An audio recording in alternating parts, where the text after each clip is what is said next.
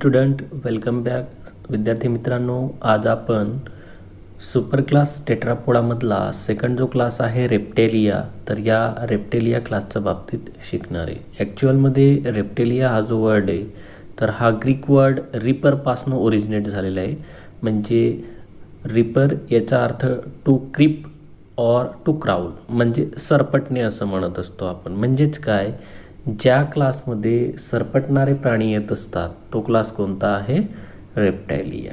Okay, तर विद्यार्थी मित्रांनो, रेप्टाईल्समध्ये किंवा रेप्टेलिया हा जो क्लास आहे तर याच्यामध्ये येणारे जे ॲनिमल्स आहे तर या ॲनिमलचं हॅबिट आणि हॅबिटॅटच्या बाबतीत सुरुवातीला आपण चर्चा करू. तर बघा, रेप्टाईल जे तर ते जनरली क्राउलिंग ॲनिमल आहे, म्हणजे सरपटणारे प्राणी आहेत.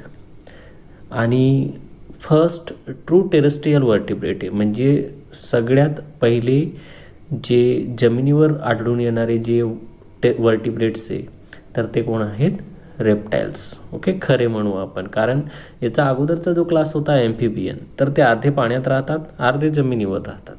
पण या ठिकाणी क्राउलिंग ॲनिमल जे तर ते फर्स्ट ट्रू टेरेस्ट्रियल वर्टिब्रेट्स आहेत. ओके, याच्यात काही जे ॲनिमल्स आहे तर ते ॲक्वॅटिक पण पाहायला मिळत असतात, काही सेमी ॲक्वॅटिक असतात, म्हणजे पाण्यात पण राहतात आणि जमिनीवर पण राहत असतात. ओके, आणि या क्लासमध्ये येणारे जे ॲनिमल्स आहेत तर ते काही मार्शी एरिया, म्हणजे जिथं दलदलीचा प्रदेश आहे अशा ठिकाणी सुद्धा आढळून येत असतात. ओके, तर हे होतं हॅबिट आणि हॅबिटॅट, ज्याच्यामध्ये तुम्हाला सांगितलं की या क्लासमध्ये येणारे ॲनिमल्स सरपटणारे आहेत.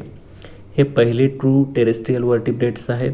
याच्यातले काही ॲक्वॅटिक आहे, काही सेमी ॲक्वॅटिक आहे आणि काही मार्शी एरियामध्ये आढळून येत असतात. ओके, बॉडी कॅरेक्टरिस्टिकच्या बाबतीत जर सांगितलं तर बॉडी कॅरेक्टरिस्टिकमध्ये पहिलं कॅरेक्टरिस्टिक या ठिकाणी आपण पाहणार आहे.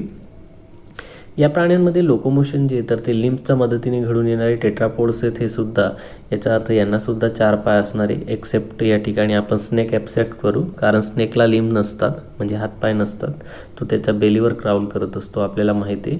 पण इतर जे या रेप्टाईल्समध्ये सरपटणारे जे प्राणी तर त्यांना 4 लिम्स असतात आणि यांच्या मदतीने ते एका जागेवरनं दुसऱ्या जागेवर जात असतात.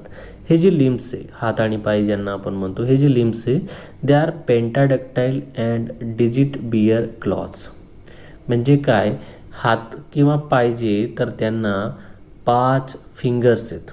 हा लक्षात, पेंटाडक्टाईल, पेंटा म्हणजे 5, डक्टाईल म्हणजे त्याचे टॉज म्हणजे बोटं. हा लक्षात, म्हणजे हे जे हातपाय आहे तर यांना 5 बोट आहे आणि या 5 बोटांना क्लॉ प्रेझेंट आहे. क्लॉ म्हणजे नख. हा लक्षात, नख त्या बोटांमध्ये प्रेझेंट असतात. ओके, आपल्याला जसे क्लॉज प्रेझेंट असतात ना, नेल म्हणतो आपण त्यांना. ओके, त्याप्रमाणे रेप्टाईलचे जे बोटांना असलेले नेल्स असतात तर त्यांना म्हणतात क्लॉ.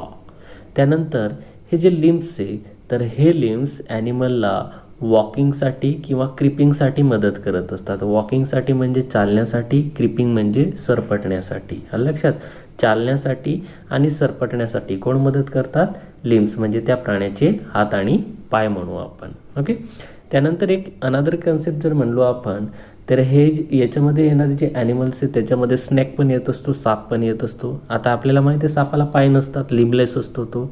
मग साप जो आहे तर तो त्याच्या बेलीवर काय करतो? क्राउल करत असतो. म्हणजे बेली म्हणजे त्याचं पोटावर तो काय करतो? सरपटत असतो. म्हणजे त्याची जी पोटाचा भाग आहे तर तो जो जमिनीवर सरपटतो आणि त्याच्या मदतीने तो एका जागेवरनं दुसऱ्या जागेवर जात असतो. विद्यार्थी मित्रांनो, लक्षात ठेवा, पॉइक्युलोथर्मिक ॲनिमल्स आहेत हे, म्हणजे कोल्ड ब्लडेड ॲनिमल्स आहे. रेप्टाईलसुद्धा कोल्ड ब्लडेड ॲनिमलमध्ये येत असतात. हे ॲनिमल्ससुद्धा according to surrounding temperature, body temperature change करू शकतात. ओके, म्हणजे बाहेर जसं टेम्परेचर आहे तसंच बॉडी टेम्परेचर हे चेंज करू शकतात. त्याच्यानंतर या प्राण्यांची त्वचा जी तर ती ड्राय, नॉन ग्लँड्युलर आणि विशिष्ट प्रकारचं एक्झोस्केलेटननं कवर केलेली. हे एक्झोस्केलेटन स्केल, स्क्विड, शील्ड किंवा प्लेट्सपासून तयार झालेले असणार आहे. व्यवस्थित लक्षात घ्या विद्यार्थ्यांनो, काय सांगितलं मी? त्वचा जी तर ती ड्राय म्हणजे कोरडी. ओके, त्यानंतर या ठिकाणी काय सांगितलं आहे तुम्हाला? नॉन ग्लँड्युलर म्हणजे त्वचेवर कोणत्याही प्रकारची ग्रंथी नाही, आणि त्वचा जी तर ती विशिष्ट प्रकारच्या एक्झोस्केलेटननं कवर केलेली आहे. मग ते स्क्विड असू शकते, शिल्ड असू शकते किंवा प्लेट असू शकते. डायग्राममध्ये पाहू शकता स्क्विड, शिल्ड आणि प्लेट्स या वेगवेगळ्या एक्झोस्केलेटन किंवा एपिडर्मल स्केलच्या मदतीने या प्राण्यांची जी त्वचा आहे तर ती कव्हर्ड केलेली. याच्यामध्ये लिझार्ड आणि स्नेक जो आहे तर त्यांना विशिष्ट प्रकारची कवरिंग येत असते. आपण मराठीमध्ये त्याला कात म्हणतो. आलं लक्षात. लिझार्ड म्हणजे पाल. आलं लक्षात. याच्यात लिझार्डमध्ये बघा व्यवस्थित लक्षात घ्या.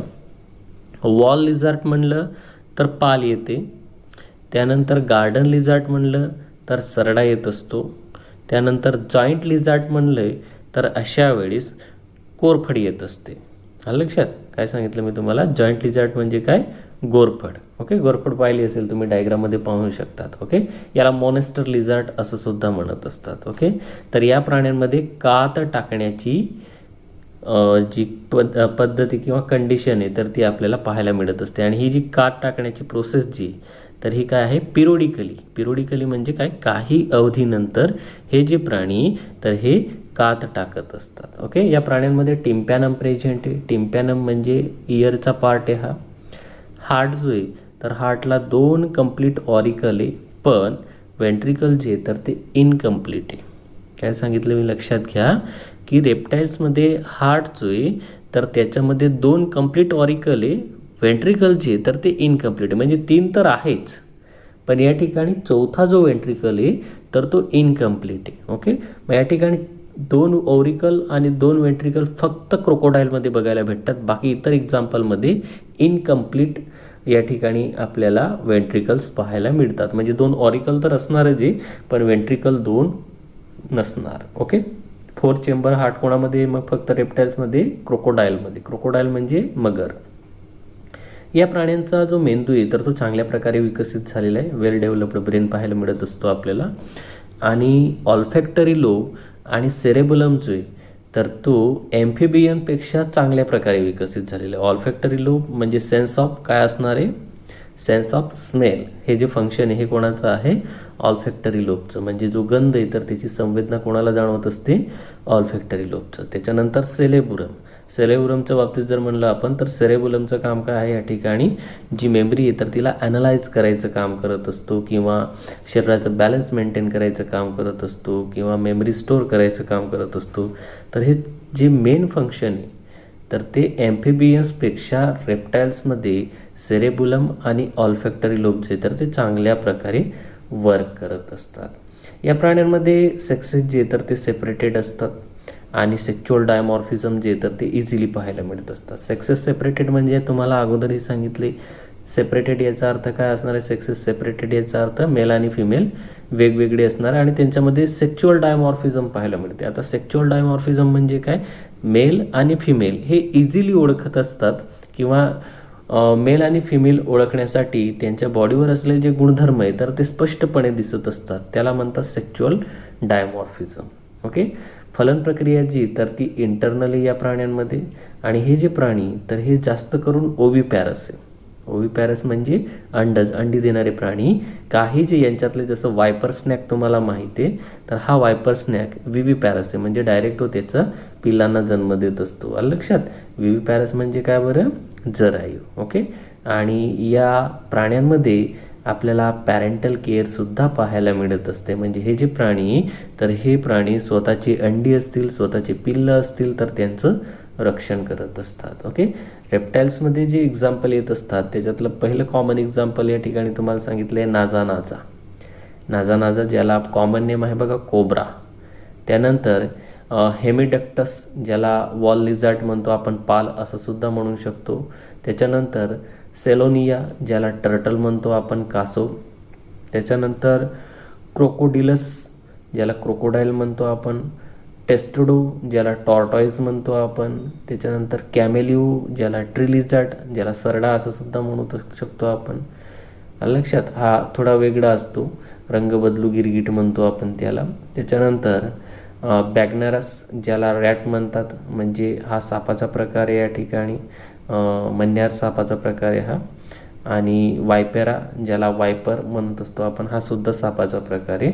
असे वेगवेगळे एक्झाम्पलचे तर ते आपल्याला कशात पाहायला भेटत असतात, क्लास रेप्टायलियामध्ये. ओके, तर हे थोडंसं व्यवस्थित लक्षात ठेवायचं विद्यार्थ्यांनो तुम्हाला याच्यात एक महत्त्वाचा गुणधर्म मी सांगितला की रेप्टाईल्समध्ये हार्ट जे, तर या हार्टला 2 ऑरिकल आहे, पण वेंट्रिकल जे तर ते इनकम्प्लीट आहे. फक्त आणि फक्त क्रोकोडाईल जो आहे तर क्रोकोडाईलमध्ये हार्ट जे तर ते 4 चेंबर असते. बाकी इतर रेप्टाईल्समध्ये हार्ट जे तर ते 2 ऑरिकल आणि वेंट्रिकल जे तर ते इनकम्प्लीट असतात. Okay, thank you.